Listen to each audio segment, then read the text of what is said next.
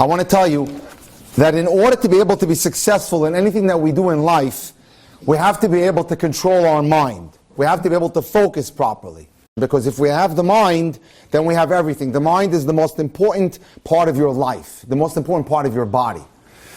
There was a fellow who had a hard time having kavanah and concentrating when he prayed.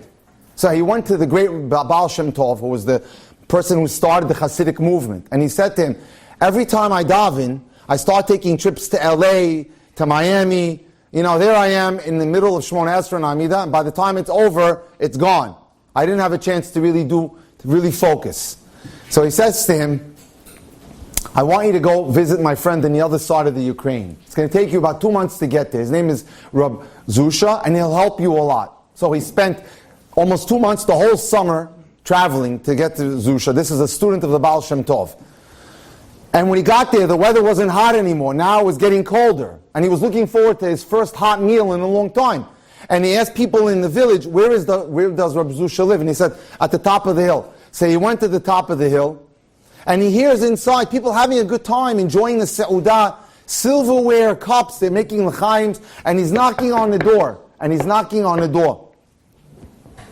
No one's answering. But he knows they hear him, he's knocking on the door. And no one's answering. He doesn't know what to do. Finally he says, I have no choice. I'm going to have to sleep outside. So he falls to the floor. He sleeps outside. And it was very difficult. It was cold. He was hungry. The next morning, this Reb Zusha opens the door. And he looks at me and goes, Reb Yid, my fellow Jew, come in.